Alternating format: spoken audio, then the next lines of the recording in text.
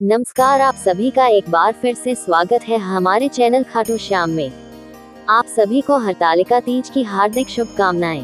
हरतालिका तीज का व्रत भाद्रपद शुक्ल की तृतीया को किया जाता है। यह अखंड सौभाग्य, दाम्पत्य सुख और मनचाहे वर की प्राप्ति के लिए अत्यंत फलदायी माना गया है। आइए सुनते हैं हरतालिका तीज की व्रत कथा। एक बार भगवान शिव ने पार्वती जी को उनके पूर्व जन्म का स्मरण कराने के लिए इस व्रत के महत्व की कथा कही। भगवान भोले शंकर बोले, हे गौरी पर्वतराज, हिमालय पर स्थित गंगा के तट पर तुमने अपनी बाल्यावस्था में 12 वर्षों तक अखोमुखी घोर तप किया। इतनी अवधि तुमने अन्न ना खाकर पेड़ों के सूखे पत्ते चबाकर व्यतीत किए। माघ की विकराल शीतलता में तुमने लगातार जल में प्रवेश करके तप किया। वैशाख की जला देने वाली गर्मी में तुमने पंचाग्नि से शरीर को तपाया। श्रावण की मूसलाधार वर्षा में खुले आसमान के नीचे बिना अन्न जल ग्रहण किए तुमने समय व्यतीत किया। तुम्हारे पिता तुम्हारी कष्ट साध्य तपस्या को देखकर बहुत दुखी होते थे। तब एक दिन तुम्हारी तपस्या और तुम्हारे पिता के दुख को देखकर नारद जी तुम्हारे यहाँ पधारे। तुम्हारे पिता ने अपने पूरे दिल से उनका अतिथि सत्कार किया और उनसे आने का कारण पूछा। नारद जी ने कहा, गिरिराज, मैं भगवान विष्णु के भेजने पर यहाँ आया हूँ। आपकी कन्या ने बहुत कठोर तप किया है। इससे प्रसन्न होकर वो आपकी सुपुत्री से विवाह करना चाहते हैं। मैं इस संदर्भ में आपकी राय जानना चाहता हूँ। नारद जी की बात सुनकर गिरिराज गदगद हो उठे। उनके तो जैसे सारे दुख ही मिट गए हो। प्रसन्नता पूर्वक वो बोले, श्रीमान, यदि स्वयं भगवान विष्णु मेरी कन्या का वरण करना चाहते हैं तो भला मुझे क्या आपत्ति हो सकती है। वह तो साक्षात ब्रह्म है। हे महर्षि, ये तो हर पिता की इच्छा होती है कि उसकी पुत्री सुख संपदा से युक्त होकर पति के घर की लक्ष्मी बने। पिता की सार्थकता इसी में है कि पति के घर जाकर उसकी पुत्री पिता के घर से भी अधिक सुखी रहे। और फिर तुम्हारे पिता की स्वीकृति पाकर नारद जी विष्णु जी के पास गए और उनसे तुम्हारे ब्याह के निश्चित होने का समाचार सुनाया। मगर इस विवाह संबंध की बात जब तुम्हारे कानों में पड़ी तो तुम्हारे दुख का ठिकाना ना रहा। तुम्हारी एक सखी ने तुम्हारी इस मानसिक दशा को समझ लिया और तुमसे इसका कारण जानना चाहा। तब तुमने बताया कि मैंने सच्चे हृदय से भगवान शंकर का वरण किया है, किंतु मेरे पिता मेरा विवाह विष्णु जी से निश्चित कर चुके हैं। मैं विचित्र धर्म संकट में हूँ और अब मैं क्या करूँ। प्राण छोड़ने के अतिरिक्त अब कोई उपाय शेष नहीं बचा है। तुम्हारी सखी बहुत ही समझदार और सूझबूझ वाली थी।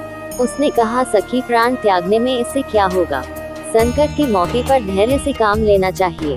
नारी के जीवन की सार्थकता इसी में है कि पति रूप में हृदय से जिसे एक बार स्वीकार कर लिया, जीवन पर्यंत उसी से निर्वाह करें। सच्ची आस्था और एक निष्ठा के समक्ष तो ईश्वर को सभी समर्पित करना पड़ता है। मैं तुम्हें घनघोर जंगल में ले चलती हूँ, जो साधना स्थली भी हो और जहाँ तुम्हारे पिता तुम्हें खोज भी ना पाए। तुम वहाँ साधना में लीन हो जाना। मुझे विश्वास है कि ईश्वर अवश्य ही तुम्हारी सहायता करेंगे। और तुमने फिर ऐसा ही किया। तुम्हारे पिता तुम्हें घर पर न पाकर बहुत दुखी और चिंतित हुए। तुम्हारे पिता ने सोचा, मैं विष्णु जी से विवाह करने का प्रण कर चुका हूँ। यदि भगवान विष्णु बारात लेकर आ गए और कन्या घर पर ना हुई तो बड़ा अपमान होगा। मैं तो कहीं मुंह दिखाने योग्य भी नहीं रहूंगा। ये सब सोचकर गिरिराज जोर शोर से तुम्हारी खोज करवा रहे थे। इधर तुम्हारी खोज होती रही और उधर तुम अपनी सखी के साथ नदी के तट पर एक गुफा में मेरी आराधना में लीन थी। भाद्रपद शुक्ल तृतीया को हस्त नक्षत्र था। उस दिन तुमने रेत के शिवलिंग का निर्माण करके व्रत किया। रात भर मेरी स्तुति करके गीत गाकर जागी। तुम्हारी इस कष्ट साध्य तपस्या के प्रभाव से मेरा आसन डोलने लगा। मेरी समाधि टूट गई। मैं तुरंत तुम्हारे समक्ष जा पहुंचा और तुम्हारी तपस्या से प्रसन्न होकर तुमसे वर मांगने को कहा। अब तुम अपनी तपस्या के फल स्वरूप मुझे अपने समक्ष पाकर बहुत खुश हुई।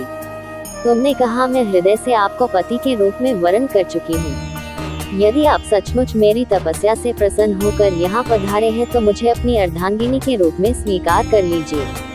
तब मैंने तथास्तु कहा और यह कहकर कैलाश पर्वत पर लौट आया।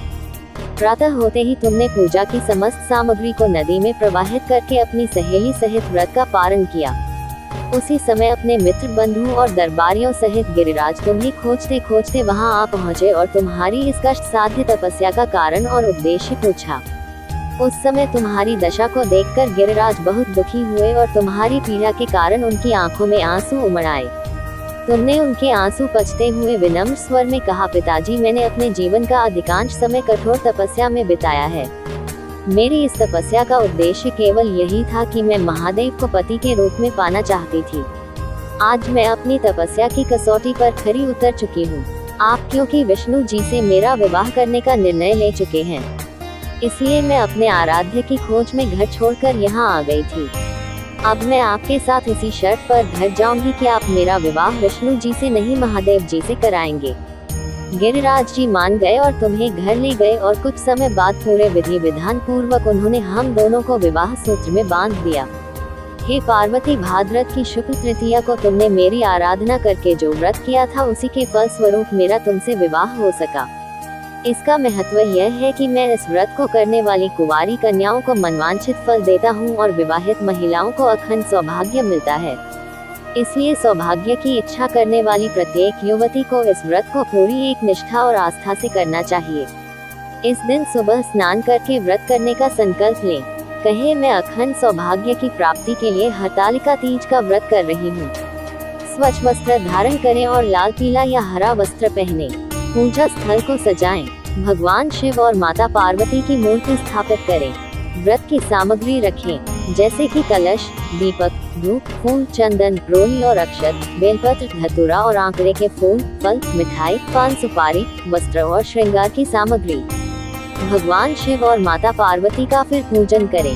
शिवलिंग पर जल, दूध, बेलपत्र चढ़ाएं और माता पार्वती को श्रृंगार की सामग्री अर्पित करें। व्रत की कथा सुने या पढ़ें और पूरी रात जागरण करें।